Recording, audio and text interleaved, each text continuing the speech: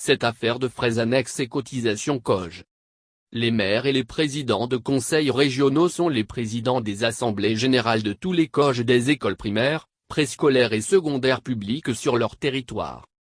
À ce titre, les maires et les présidents de conseils régionaux ayant par la loi de 2003 portant transfert de compétences de l'État aux collectivités, art. 15, la gestion des écoles et la construction des classes, aucune cotisation exceptionnelle ne peut être levée par les COJ sans l'accord des maires et présidents de conseils régionaux. Le problème est que les subventions en fonctionnement et en investissement ne venant pas à temps et souvent viennent amputer de 15 à 30%, les élus locaux ont un peu abandonné l'école, laissant les parents d'élèves face au bureau des COJ qui sont obligés de lever des cotisations qui, dans les faits, finissent dans des poches sombres et ne servent en rien au bon fonctionnement de l'école. Mais avec du courage et une volonté d'exercer pleinement leurs compétences reçues et, avec un peu d'imagination aussi, les élus locaux peuvent aider à régler cette affaire de cotisation exceptionnelle qui plombe l'école. À Thiès-Salé, j'ai pris un an pour faire l'audit des cotisations levées dans l'ensemble des écoles primaires et maternelles de ma commune sur la période de 2016 à 2019. J'ai tout compris après ça et j'ai décidé de prendre mes responsabilités. Les frais sans fondement ont été supprimés. Ceux qui servaient à acheter le matériel didactique et qui sont nécessaires, ont été imputés au budget de la commune. Résultat, il n'y a plus à Thiès-Salé, dans les écoles primaires et maternelles, ni cotisation COJ ni frais annexes.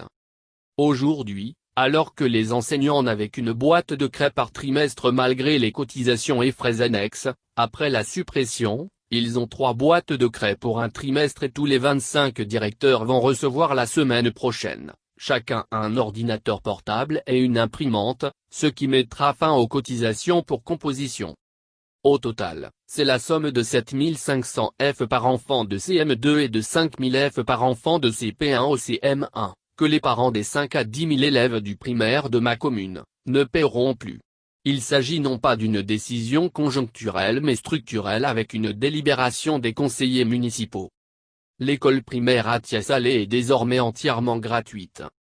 Au plan national, on peut réfléchir avec des formules adaptées et avec l'appui de l'État, pour rendre l'école gratuite, en tout cas aux primaires. Je le répète. Depuis 2003, la gestion des écoles primaires et des collèges, relève entièrement de la compétence des maires et des présidents de conseils régionaux. Mais le ministère de l'Éducation nationale, depuis le vote de cette loi, continue d'entretenir la confusion et de créer des problèmes à l'école. Il suffirait que les élus locaux partout, décident de s'approprier fermement cette compétence transférée pour que l'arbitrage soit fait et que le ministère recule. En tout cas à Thiès-Salé, je ne vois pas qui peut prendre un arrêté pour m'arracher une compétence que la loi m'a transférée donc je ne peux pas accepter de cotisation dans les écoles placées sur mon territoire. J'ai la loi avec moi et le soutien unanime de tous les parents d'élèves.